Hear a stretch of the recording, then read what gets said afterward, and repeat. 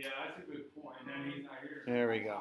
I'm Yes. supposed to tell you if I have a yoke site coming up. Okay. The Guild on the 12th. Oh, A week from Sunday. So you'll get a reminder email from me. Because a week ahead, I'll send you an email saying, "Oh, I see that your yard site is coming up." Oh, you do that? Yeah, yeah. Oh, I didn't know Yeah, that. yeah. Oh, So you'll okay, see it on Sunday. Oh, okay. Well, the thing is, my sister is gonna come. I don't know about my brother-in-law. Okay. But I know coming on Sunday. I right. know it can be Yes, a could be. precarious Right. situation. Right. All right, folks. It's past time, and thanks. Okay. So. Okay. So thank you all for coming out tonight. And I know a couple people couldn't be here. So I hope that people will be able to catch up online and also watch the recording also. So I'm sorry I'm looking funny. I'm just looking around. And so just to recap quickly, our topic is Jewish perspectives on leadership. And last week we discussed Abraham. Well, let me just back up a moment. There could be a number of ways to tackle this class. We could look at different aspects of leadership and then look at sources within Jewish tradition that relate to those particular topics or aspects. But I thought that it would be more interesting to look at people in our tradition and what we learn from them about leadership, especially since at this time of year with the Torah readings that we have right now from the beginning of Genesis, we see Abraham as the first example of a Jewish leader. So we talked about Abraham last week, and this week's portion, actually, Vayera, highlighted what we talked about last Wednesday night. Who I want to talk about tonight is Moses, and he is the quintessential leader. He is called the greatest of all teachers and the greatest of all prophets.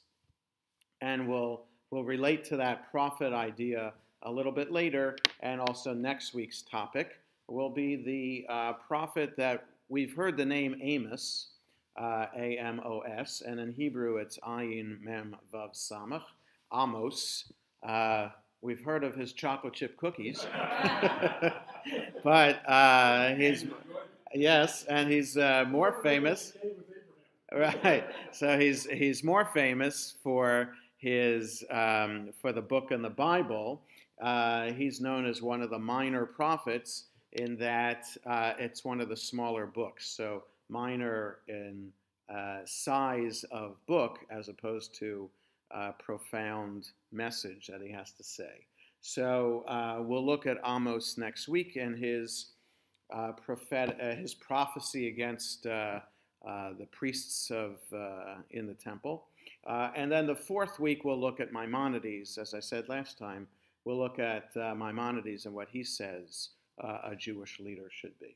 So let's look at Moses tonight, and I want to look at three very famous sections of the Torah that deal with Moses and his leadership. You don't need a chumash to follow along. I'm just going to read the verses from the sections, and we'll talk about it, see what's missing, what we would expect to learn about Moses as a leader, and what the Torah is teaching us about this particular leadership quality. And for those watching, again, if you have a question, you'll see that the side of the screen that you're watching on says live chat, and it says there's a line there that says say something. You can type in a question if you want to. So I want to look at Exodus chapter 3, where we are first introduced to, Exodus chapter 2, when we're first introduced to Moses. And so he is born at a time when Pharaoh had decreed that all boys, all Israelite boys that are born, would have to be thrown into the Nile. Okay, so despite that, Moses' parents have a baby anyway. Israelites are still having babies, and we're told that they hide the baby in a basket. Same word for Noah's ark. The Hebrew word for ark for Noah's ark is the same word for the basket that Moses is put in. There's rabbinic commentaries that make a connection between Noah's ark and the basket that Moses is put in. But Pharaoh's daughter happens to be bathing in the Nile and sees Moses. And we pick up here at verse 5 in chapter 2. The daughter of Pharaoh came down to bathe in the Nile. While her maidens walked along the Nile, she spied the basket among the reeds and sent her slave girl to fetch it. When she opened it, she saw that it was a child, a boy, crying. She took pity on it and said, "This must be a Hebrew child." Then so how would she know that it's a Hebrew child? Swaddling, right? Who else would put a baby in a basket? But think, well, yes, that's right. The rabbis say he was circumcised. That's how Pharaoh's daughter knew that it was a Hebrew child. Okay, it doesn't matter how she knew. We know that it's a Hebrew child. We know that it's Moses. So it must be a Hebrew child, she says. Then his sister, because Moses' sister Miriam was following along, hiding in the bulrushes along the bank of the river, see what's going to happen to her baby brother. Then his sister said to Pharaoh's daughter, "Shall I go and get you a Hebrew nurse to suckle the child for you?" Pharaoh's daughter doesn't say, "Get out of here," or "What are you doing here?"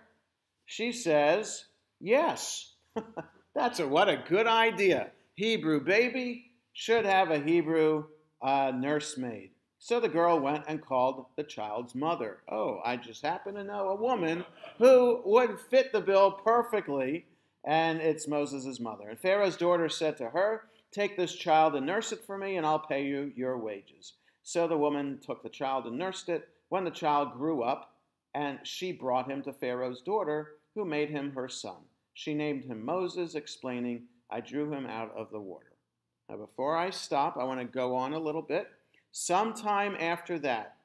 So what we have here, when the child grew up, she brought him to Pharaoh's daughter, who made him her son. She named him Moses, explaining, "I drew him out of the water."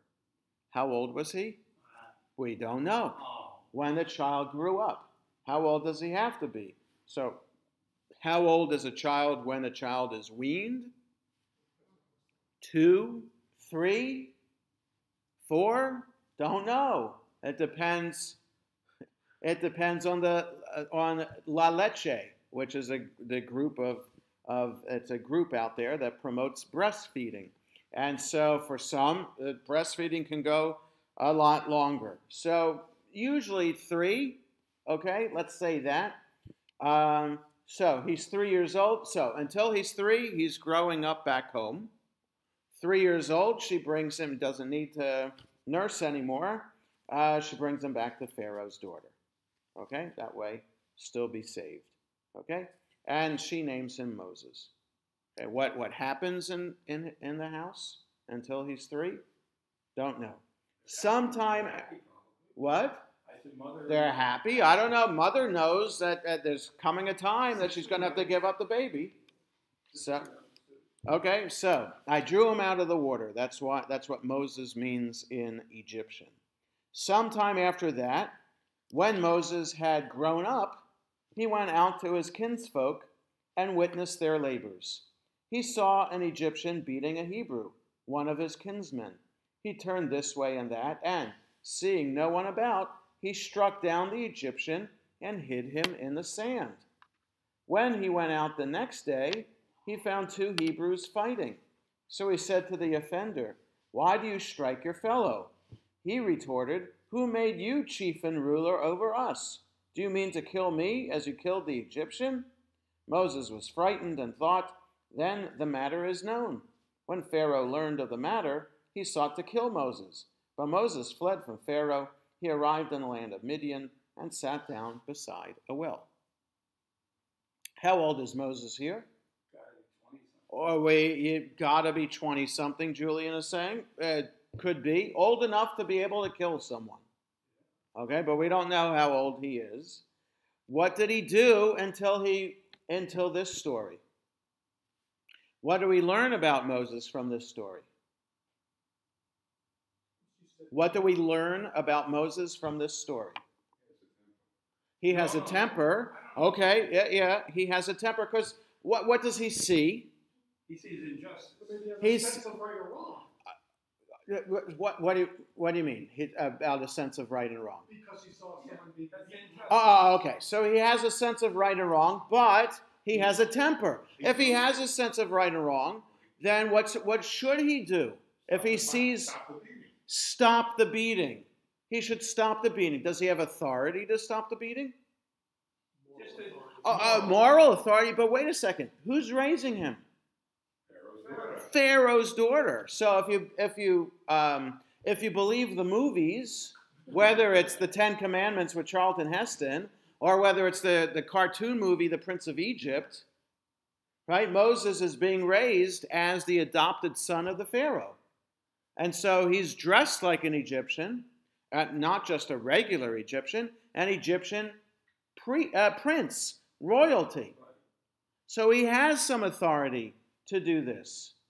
Okay, so Egyptian taskmasters are beating their Hebrew slaves.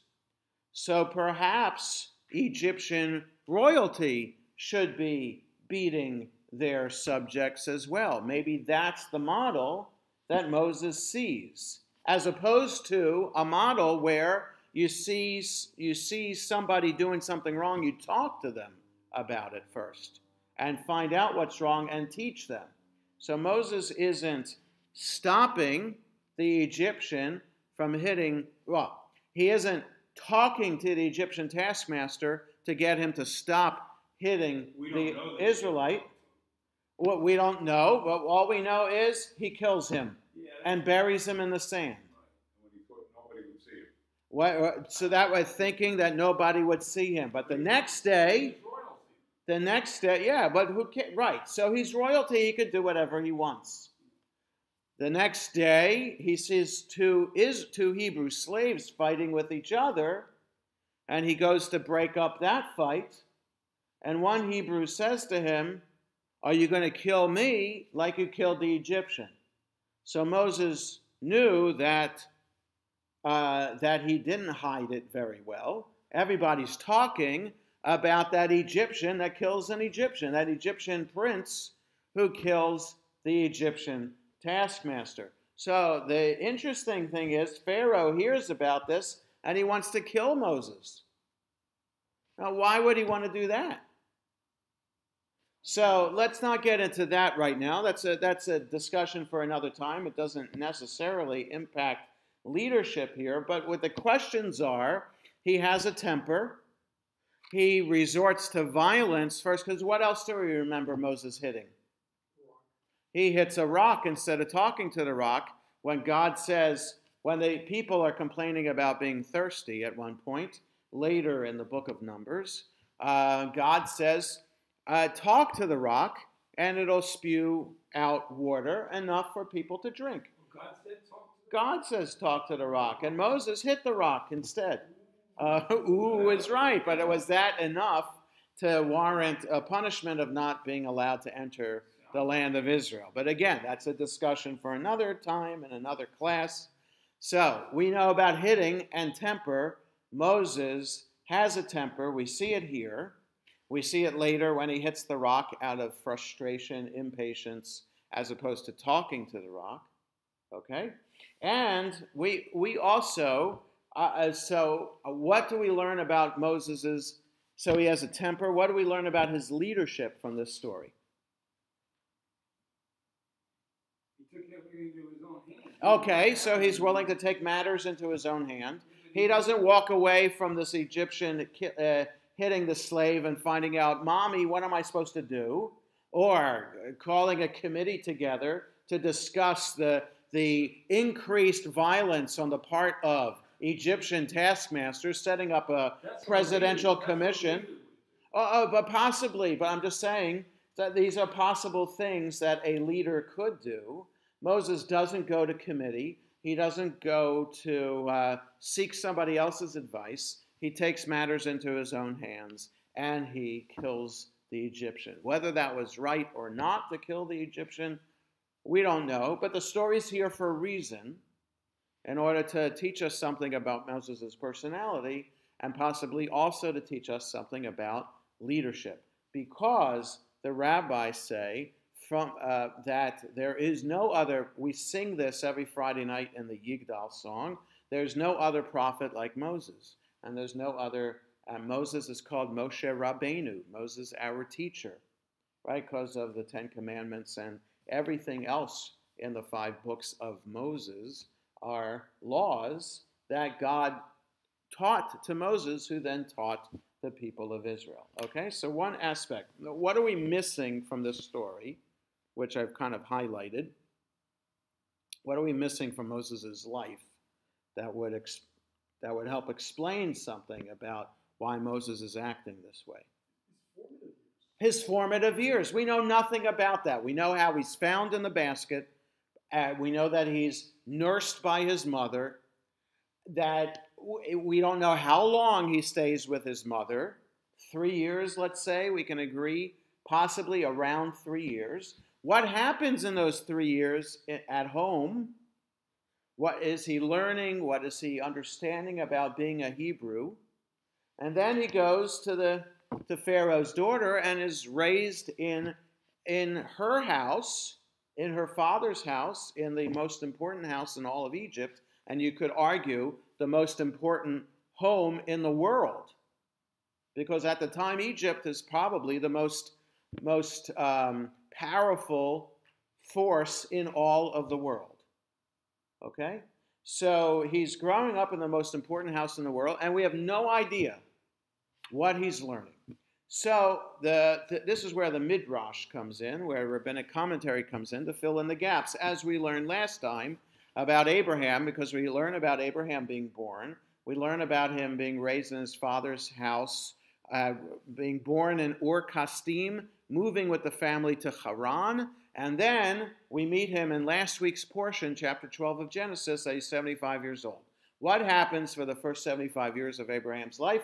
Again, we don't know. So that's where Midrash has to fill in the gaps. So too here. And that's the movies, the Charlton Heston movie of 60 years ago, and the Prince of Egypt cartoon movie of 10, 15 years ago, whenever it is, all have in the credits at the end of the movies point out rabbinic advisors to help the script writers fill in the gaps with the story. So the rabbis who served as advisors to Cecil B. DeMille for the Charlton Heston movie and to Steven Spielberg for the Prince of Egypt based the story that those movies developed about Moses were based on Midrash. Some more loosely, some more seriously to the Midrash itself. Because if you remember for the Charlton Heston movie, Pharaoh's daughter, who raises Moses and finds him in the Nile, what's her name? That's good trivia. 10 Commandments, Alex, for 10, please. What's Pharaoh's daughter's name? Bithiah. Bithiah. Okay, which is English for Batya, which means daughter of God. Batya is a nice Hebrew name, daughter of God. Bithiah in English in the movie. We don't know her name. She's called Pharaoh's daughter. The rabbis gave her the name. Okay, the rabbis gave her the name Batya and Bithiah in English. And so that says something too, that because she has a part to play in raising Moses, she will make her Jewish, will make her an honorary Jew, an Israelite for this story, and give a very nice name, daughter of God, for that, which can go either way because Pharaoh was a god with a small g, but the God of all of Egypt, and obviously daughter of our God with a capital G.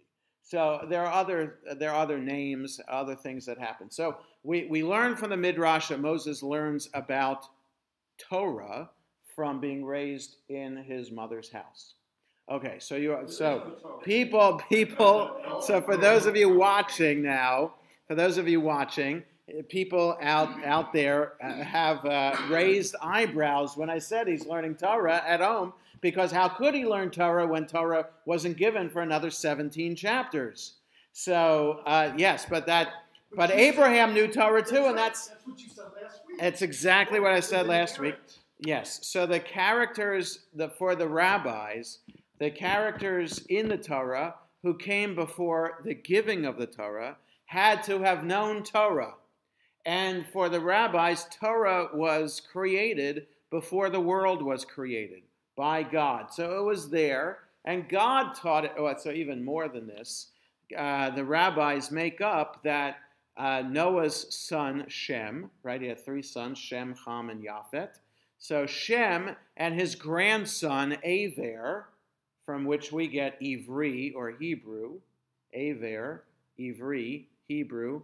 Shem and his grandson Aver established a yeshiva in the land of Israel, and all of the important characters in the Torah in the book of Genesis and Exodus learned Torah from the yeshiva of Shem and Aver. So the story about Jacob and Esau as twins developing as fetuses in their mother Rebekah's womb, the Torah says that they were struggling in her womb. So the rabbis have to explain, what are they struggling about?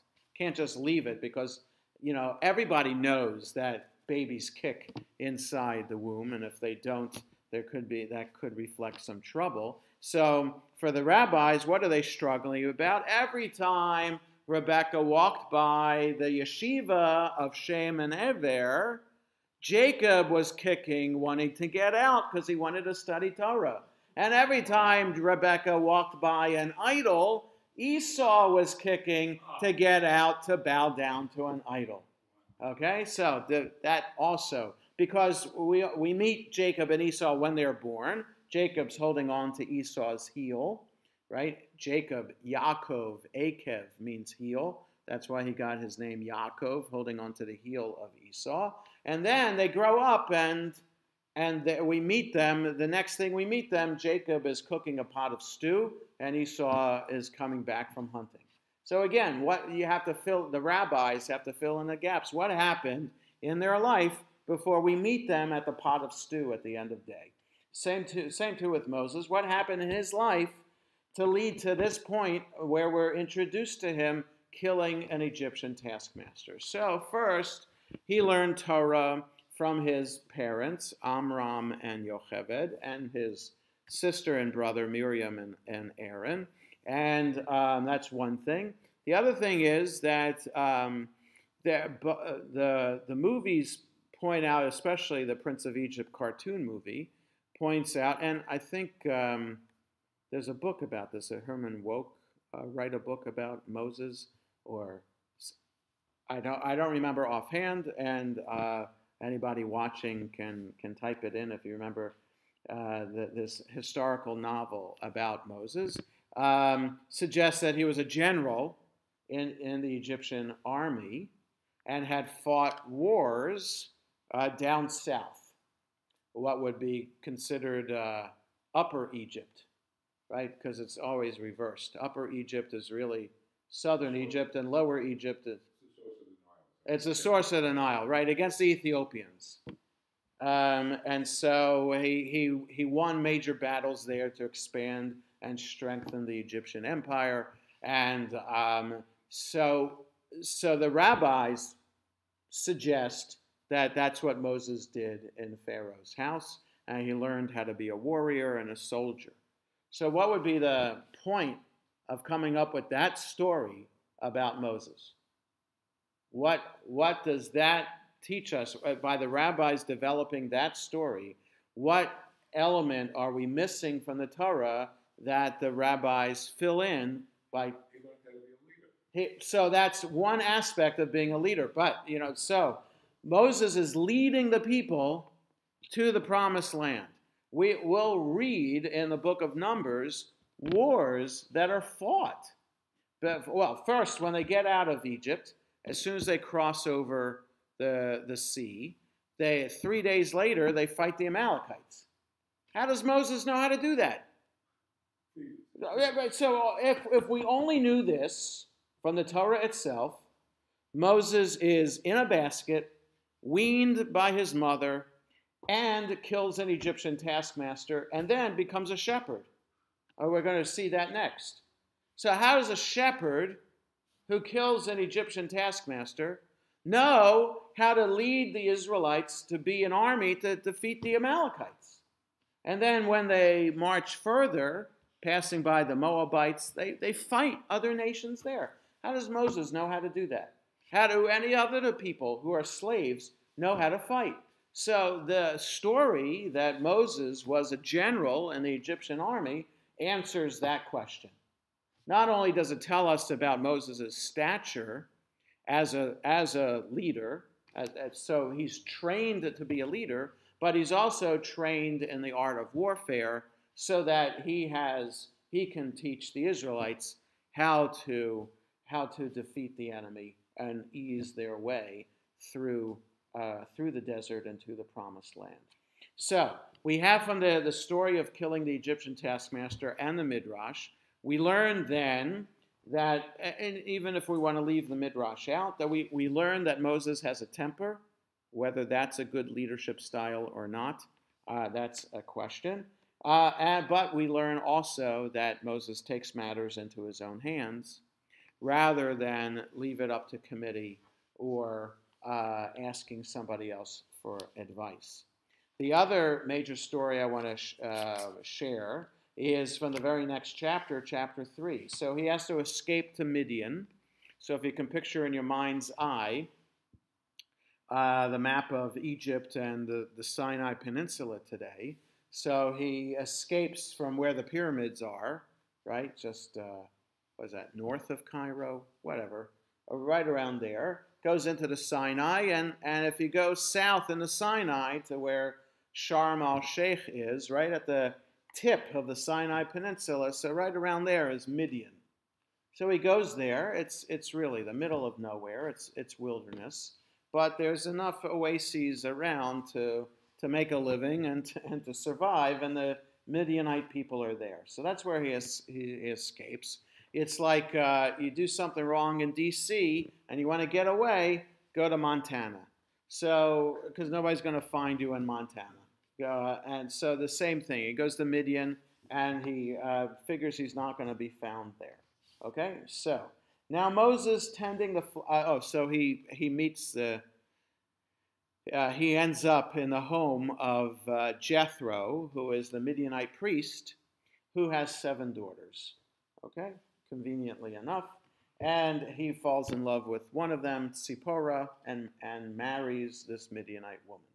Okay, not unusual in the Bible, by the way, for an Israelite man to marry a non-Israelite woman. It's not an issue. Their children are still considered Israelite. It's only later at the very end of the Bible where the law changes that the mother determines the religion of the child. In the rest of the Bible, it's the father that determines it. So it's not a question, and if it were a question, the story wouldn't be there, or the story would be rewritten in order to make sure that Moses' wife is an Israelite, that King David marries only Israelite women, King Solomon only marries Israelite women, etc. So since the Bible doesn't say anything bad or disparage these men from marrying non-Israelite women, it's obvious that it's an accepted practice at the time. So Moses, tending the flock of his father-in-law Jethro, the priest of Midian, drove the flock into the wilderness and came to Horeb, the mountain of God, which is another name for Mount Sinai. an angel of the Lord appeared to him in a blazing fire out of a bush, right? The burning bush. He gazed, and there was a bush all aflame, yet the bush was not consumed. Okay, so this is a famous story. Moses said, I must turn aside to look at this marvelous sight. Why doesn't the bush burn up? When the Lord saw that he turned aside to look, God called to him out of the bush, Moses, Moses. He answered, Here I am. And he said, Do not come closer. Remove your sandals from your feet, for the place on which you stand is holy ground. I am, he said, the God of your father, the God of Abraham, the God of Isaac, and the God of Jacob. And Moses hid his face, for he is afraid to look at God. Okay, so this is his call, and this makes him a prophet because one key feature of all prophets is this call to prophecy, or at least to hear God speaking to them. So Jonah, for example, one of the minor prophets, doesn't have a call to prophecy. God just talks to him right away. But for other prophets, there is some kind of call like this and some kind of vision as well. So Isaiah has a vision in chapter 6 of Isaiah. Why it's not chapter 1? Biblical scholars can answer that question. But in chapter 6 is his call to prophecy, where Isaiah has a vision of God's heavenly court and of fiery angels calling out to one another and singing, Kadosh, Kadosh, Kadosh, Adonai Tzvaot. Holy, holy, holy is the Lord of hosts. So that's Isaiah's vision. Jeremiah has a vision as well. Ezekiel has a vision of the chariot descending from heaven with these unusual creatures all around it, and God's throne on top of the chariot. So those major prophets, Isaiah, Jeremiah, and Ezekiel, have these major calls, and Abraham has a call as well because God calls to him, and there's a hineni, here I am, that kind of says not just answering the roll call, but also accepting some kind of responsibility, and so ready to act. But so Moses says, Here I am, but let's see if he's really ready to act. And the Lord continued, I have marked well the plight of my people in Egypt, and have heeded their outcry because of their taskmasters. Yes, I am mindful of their sufferings. I have come down to rescue them from the Egyptians, bring them out of that land to a good and spacious land, a land flowing with milk and honey, the region of the Canaanites, the Hittites, the Amorites, the Perizzites, the Hivites, and the Jebusites. Now the cry of the Israelites has reached me. Moreover, I have seen how the Egyptians oppress them. Come, therefore, I will send you to Pharaoh, and you shall free my people, the Israelites, from Egypt. But, Moses said to God, who am I that I should go to Pharaoh and free the Israelites from Egypt? Okay, so the here I am, they said before, is not necessarily being ready to answer the call. It says, here I am ready to listen. Let's see what you have to say, O God. And God says, I want you to go down and take the Israelites out. Whoa, wait a second. Wait a second. Who am I? Okay, so he comes up with some excuses, right? He says, I'm slow of speech. He says, I'm not worthy. What if the people don't listen to me? So he comes up with excuses until God says, look, put your hand inside your cloak. Take it out. Woo, voila, your hand has just been transformed. It's all turned white. So God performs that magic trick.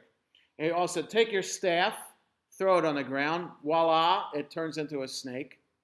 Take it, pick up the snake, turns into a staff again.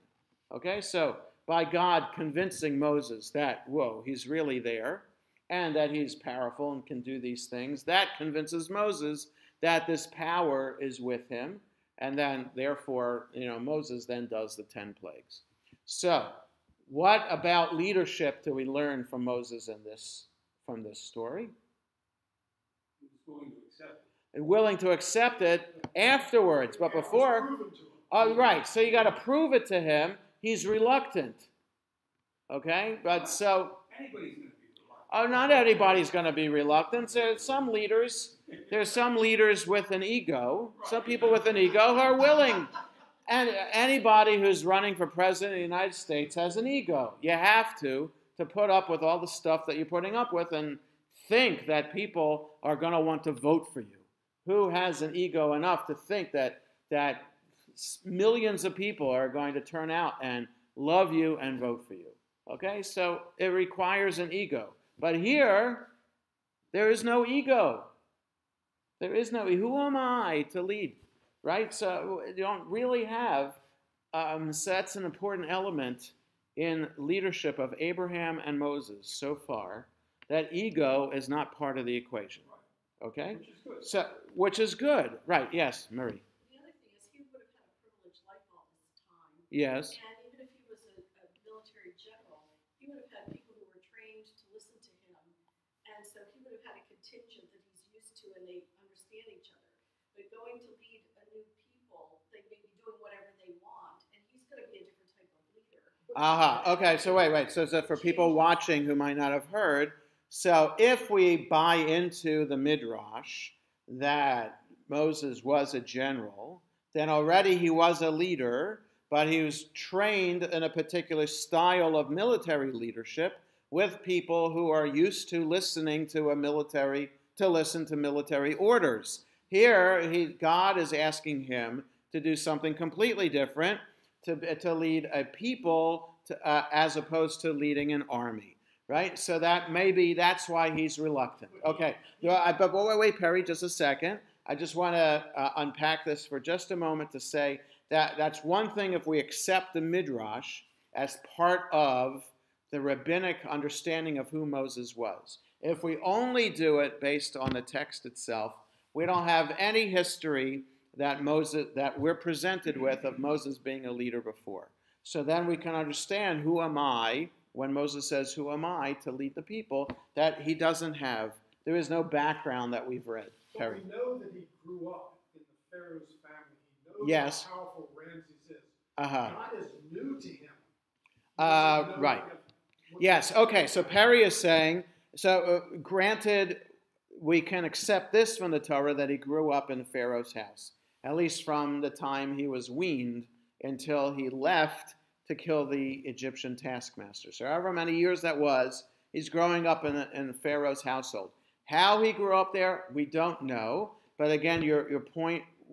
So he knows who Pharaoh is, and he knows he knows Egyptian religion and culture, but he knows nothing of Israelite culture. But that's where the Midrash comes in. That yes, his mother did teach him Israelite culture, but because just look at the movie The Ten Commandments, his mother Yocheved is there. He goes and sees her often while he's growing up. So, okay, but you need the Midrash to do that. But if we just have the Torah, he's grown up in the Pharaoh household, knows Egyptian religion, doesn't know God. So he knows this is the enemy the people that he knows, and this is a new idea, this new God. The God. Okay, so that's why perhaps God needs to give him a crash course. Abraham, Isaac, and Jacob, you got to know those, right? And I'm all powerful.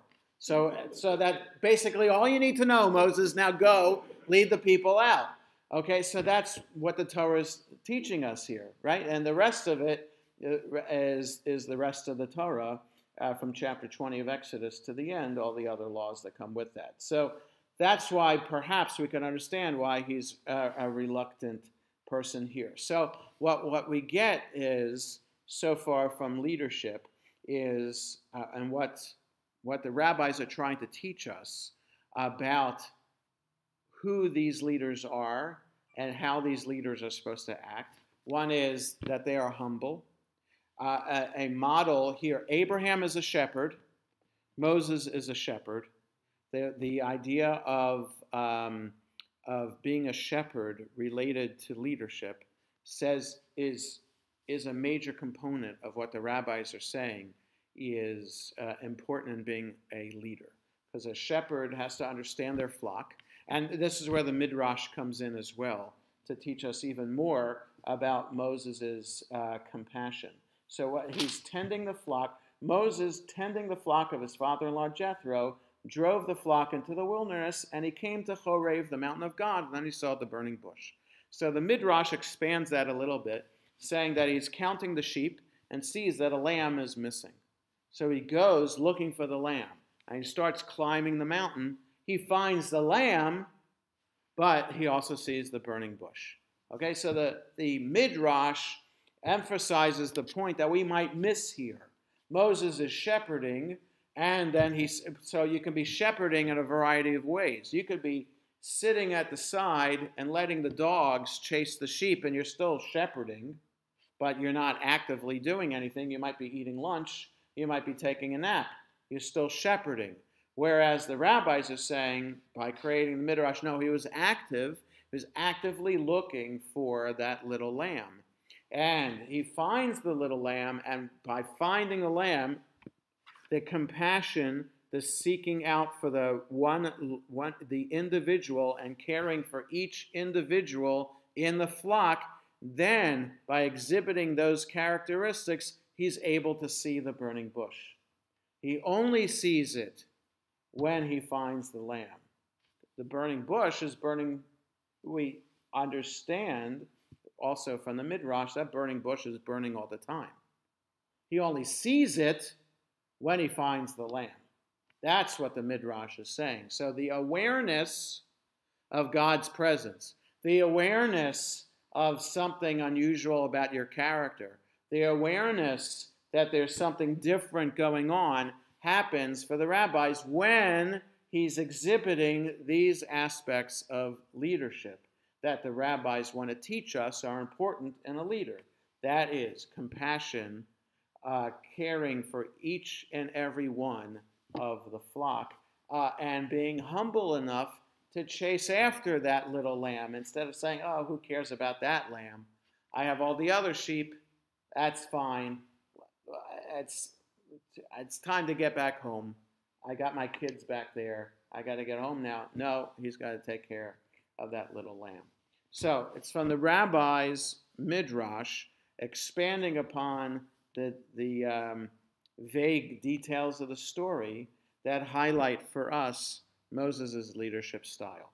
And there's one other element that I do want to share with you, and that I don't need to read the section out loud, and that is after the incident of the golden calf. Moses, in chapter 20 of Exodus, the people hear the Ten Commandments. Moses receives them as tablets. And he spends 40 days on top of the mountain. And the people knew that he was going to be spending 40 days there, not just to receive the tablets of the commandments, but to learn the entire Torah. That's what the rabbis say he was doing. And so after those 40 days, he's going to teach the Torah to the people. So the people are impatient. They're counting 40 days down to the minute, and he's late, maybe even just a minute late. And so immediately they go to Aaron, Moses' brother. Hey, we need a replacement here. What happened to Moses? Make us another god to replace him. And Aaron says, okay, and give me all your gold. And poof, he fashions a golden calf. And they start singing and dancing around it. Moses comes down, hears the singing, sees them dancing, smashes the tablets, and then a plague afflicts the people, all those, and he also has the tribe of Levi kill all those who were involved in singing and dancing. Then he goes back up the mountain, and this is the important point. God wants to start over with Moses. He wants to get rid of the rest of the Israelites. He wants to start over a new nation just with Moses. Moses at that point could say, hey, sounds like a good idea to me.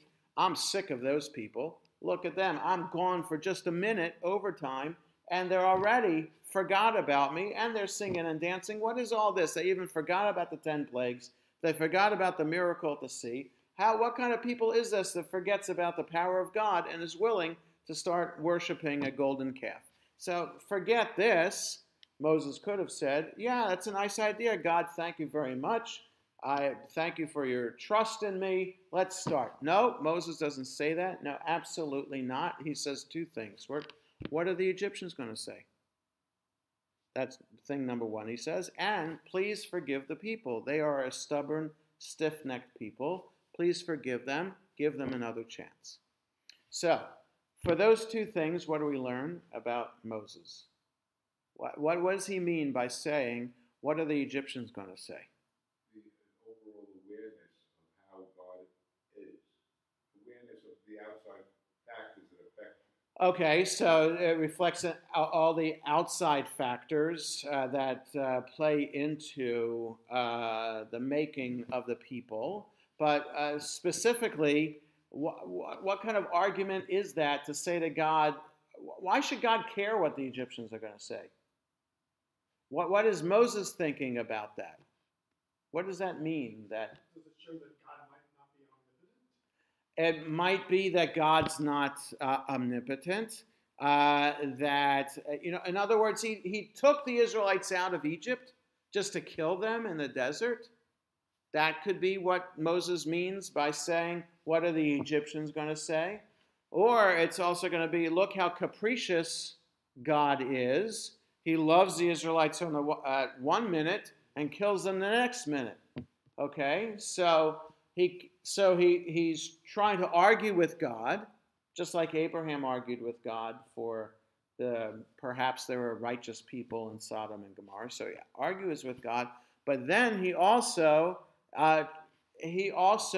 loves the people of Israel. And we don't know why, because he didn't really grow up with them, but he becomes their leader, and by becoming their leader, he has to care for them and love them. And no matter what they do wrong, a leader has to stick up for the people. And Moses sticks up for the people, prays for them, and asks forgiveness for them. And that's the first of several times for the rest of the Torah that Moses asks for the people's forgiveness, and God listens to Moses and forgives the people. Yeah. Did in fact, but does it say that Moses had these revelers killed? Yeah, we know that by the end of the portion Kitisa, or in the portion Kitisa itself, that Moses appoints the tribe of Levi to kill all those, the 3,000 or so people who were worshiping around the golden calf. But his brother made the golden calf. Right, but he doesn't, and Aaron's rewarded for this, and the rabbis call Aaron a peacemaker. So again, that's an argument, that's a discussion for another time, okay, about Aaron himself. We're not talking about Aaron, we're talking about Moses. But Just the Levites kill the revelers. yes, the Levites kill the revelers, the people. Yes, the people who are singing and worshiping the golden calf. That's right. That's right. Yeah. So again, that's we could talk about that aspect of leadership too. That you take one group of people and use them, one subsection of the people, to use them to kill another group of people. The Torah mentions this story, and it's there for a few sentences, but that's not something that the rabbis spend time focusing on in terms of Moses' leadership style. So in a 2017 mindset, violence is not seen as a reasonable weapon in democracy, right? And anybody who threatens violence, then, that raises alarms within a democratic society. 3,000 years ago, it was a matter of course. And so the rabbis didn't see anything wrong, even though the rabbis are at 1,500 years or 1,200 years after Moses' time. Still, even in their time, what Moses did was generous or humane compared to what the Romans were doing in the rabbis' time and what other societies were doing in Moses' time. So it's all a matter of context. So the story in the Torah of the tribe of Levi killing the revelers should not raise any hackles in context. Today it does, and rightly so, but then it doesn't, and that's why I'm not focusing on it. But you said that Moses argued with God that he loves the people of Israel. Yes. Of which this group After you get rid of this group, you get rid of the wound, you get rid of the infection, perhaps then the rest of the people will be able to thrive and wouldn't be tempted. Just like Korach later on in the book of Numbers, you get rid of Korach and his 250 followers, they get swallowed up by an earthquake. Then the rest of the people, they'll remember that. Remember what happened at the golden calf. Remember what happened. Remember what happened with Korach. That should be enough to frighten the people into submission and say, okay, we'll follow God's ways. It doesn't say that God said to kill these people. Yes, it does. It does say God commands Moses to get the tribe of Levi to kill the revelers. Yeah, absolutely, absolutely. And God is the one who causes the earth to swallow Korach and his followers. Yes. So about Moses himself, we find then, later on in the Torah, Moses is referred to as a humble person. So Moses is humble. Moses is a reluctant prophet. Moses is compassionate for his people, prays to God on the people's behalf, and is also teaches the people. So with these characteristics then from Abraham and Moses, we're learning more about what what leadership from the rabbinic perspective entails. It's not just about politics. So it's not leadership today from a Jewish perspective is not just about being able to be popular and being able to say things that will get you elected. It's a matter of then having a vision and being able to carry it forward. And that vision has to reflect particular values. And the values we're learning so far that a leader is supposed to have is supposed to have some moral authority, is some sense of justice and fairness, a sense of being willing to fight for your people and see them as your people, and to be humble in the process. So to be a leader on the one hand and to be seen as a leader could go to your head and create a sense of authority and power and ego. You're supposed to fight all of that off and retain your humility in the process. And so that's so far what we're learning from the rabbis of what is involved in Jewish leadership. Well, next time, just a second, Marie, I'll open it up for questions, but just want to put this in context, see where we're going. Next time, we're going to jump ahead chronologically. So Moses, let's say, is 1300, 1200 BCE to the prophet Amos, who's 600 years later in the 8th century BCE, 500 years later in the 8th century BCE, while the people of Israel are a nation. And so Amos, as a prophet, is talking to Amaziah, the high priest, in terms of how he's conducting religious business for the people and how the people themselves have become corrupted as they've become a nation, and then what leadership style we're going to learn from Amos. So, Marie, what were you going to ask? Oh, I was just thinking that it seems that he grew quite a lot. Moses grew quite a lot between the time of the burning bush Yes. and the golden calf Yes. incident, because here at first he's reluctant. He's asked to be a leader, but he may not even know the people Right. intimately like he would know his flock. Uh-huh. By the time of the golden calf, he's willing. Right. He must know them like he knows his Right. flock So, as a pastor, and to defend them and ask God on their behalf and petition. right. So Marie is adding that perhaps between the burning bush and the golden calf, Moses has learned. He didn't know the people too well at the beginning when he was called by God, but by the time of the burning bush, he knew them well. So it's interesting that Torah doesn't tell us exactly how Moses began to learn who his people were. It kind of takes that as a matter of course that Moses somehow figured it out. And you need the Midrash to kind of help us with perhaps Joshua and other people were reporting to Moses and filling him in on who these people were and things like that. So we don't know how he learned about who these people were, but somehow he did. Any other thoughts or comments? All right, so next week, November 8th, we'll be talking about the prophet Amos. Have a good night.